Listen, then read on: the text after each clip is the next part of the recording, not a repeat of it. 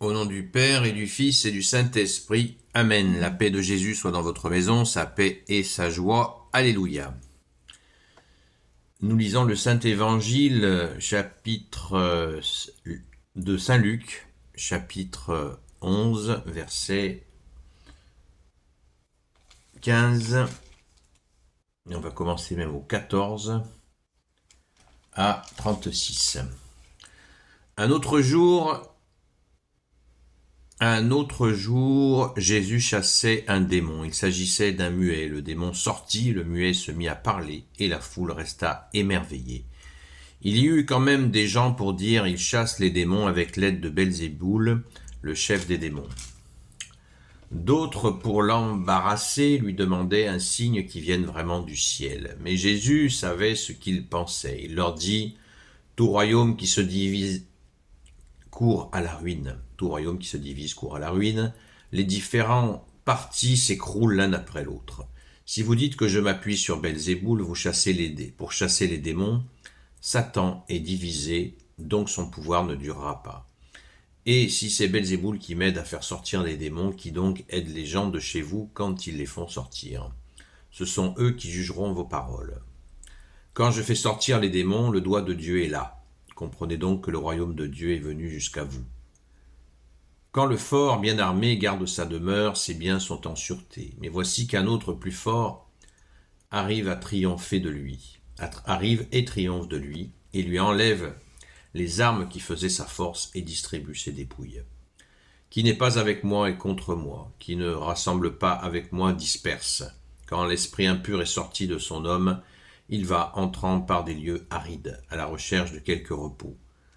Comme il n'en trouve pas, il se dit « Retournons à ma maison d'où je suis sorti ». En arrivant, il la trouve balayée, décorée, alors il va et ramène 7 autres esprits plus méchants que lui. Ils entrent et s'installent, et la nouvelle situation de cette personne est alors pire que la première. Pendant que Jésus parlait ainsi au milieu de la foule, une femme s'éleva la voix et lui crie. Une femme éleva la voix et lui cria. Je vais arrêter là pour déjà commenter cette première partie. Parce que là, on passe à une autre séquence. Merci Jésus, alléluia. Donc cette séquence est très importante parce que c'est la séquence sur laquelle, dans une autre présentation de cet événement, eh bien Jésus aborde la question du blasphème contre l'esprit. Et là, toutes les explications que donne Jésus à ses détracteurs, ceux qui l'accusent de chasser les démons avec l'aide du prince des démons, ce qui est quand même, faut oser quoi. On voit que Jésus est patient et leur explique,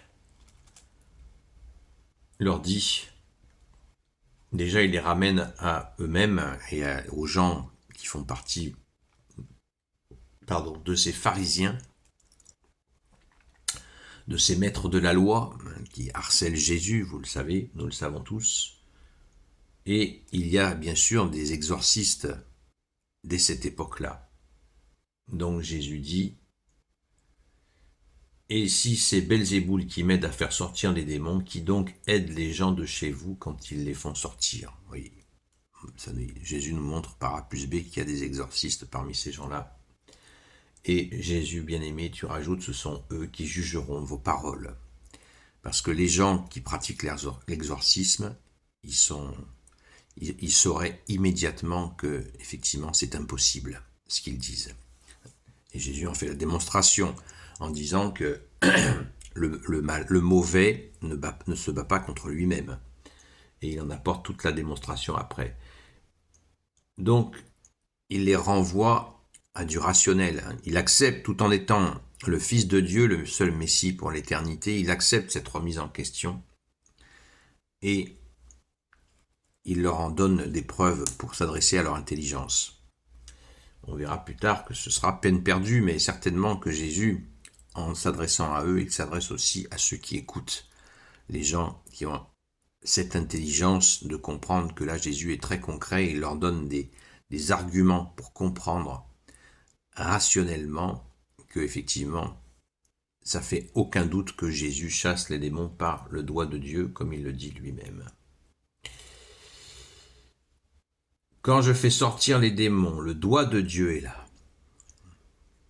C'est clair. Et là, on voit la miséricorde de Jésus, malgré qu'il est, au moment où il est insulté, et le plus gravement de toutes les insultes, c'est celle de nier la puissance de Dieu qui libère quelqu'un d'un démon.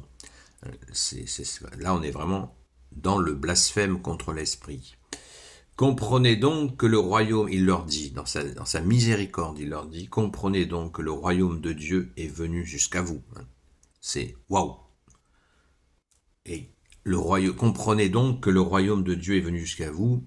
On pourrait le traduire par, pardon Jésus, bande d'imbéciles, je suis le Fils de Dieu et je suis là devant vous.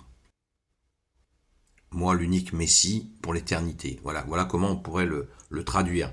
Mais comme Jésus est doux et humble de cœur, ce qui n'est pas mon cas, mais c'est juste pour comprendre,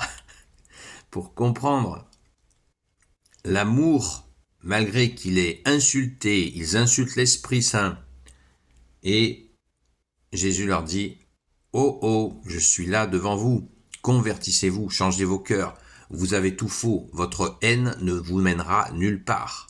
Essayez de comprendre avec votre tête si vous ne comprenez pas avec votre cœur. Tout, Jésus essaye tout.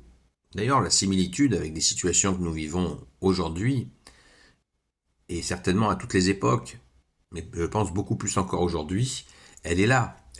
On a des fois des batailles sur la question de Jésus, c'est ridicule. C'est ridicule. Ah, donne-moi une preuve. On a exactement la même chose. Donne-moi une preuve.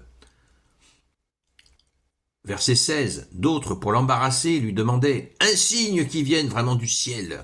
Voilà. Lui demandaient un signe qui vienne vraiment du ciel.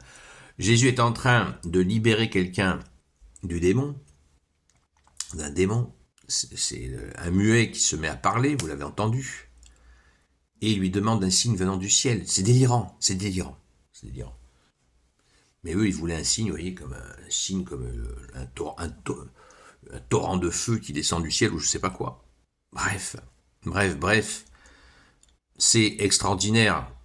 Nous avons là une bonne mesure de ta miséricorde, ô Jésus, et nous rendons grâce. Merci Jésus, tu es le roi de gloire, le Dieu de nos vies. Amen. Gloire soit au Père et au Fils et au Saint-Esprit, maintenant et toujours et pour l'éternité. Amen. Ô Jésus, toi qui peux tout et qui portes tout, toi le Sauveur, toi l'Emmanuel, je te confie toutes celles et ceux qui regarderont cette vidéo, ainsi que leurs proches, selon ta seule volonté, ô Jésus. Sainte Marie, Reine des cieux, toi l'Immaculée Conception, toi qui écrases le serpent, toi qui es la lune sous tes pas, toi notre Mère, Notre-Dame.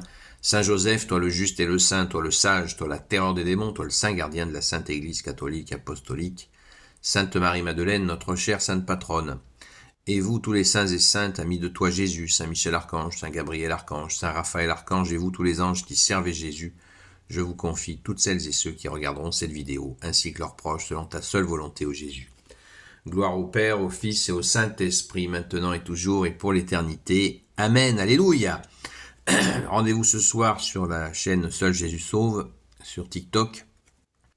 Hier soir, TikTok a eu un souci, donc notre soirée s'est trouvée très gênée.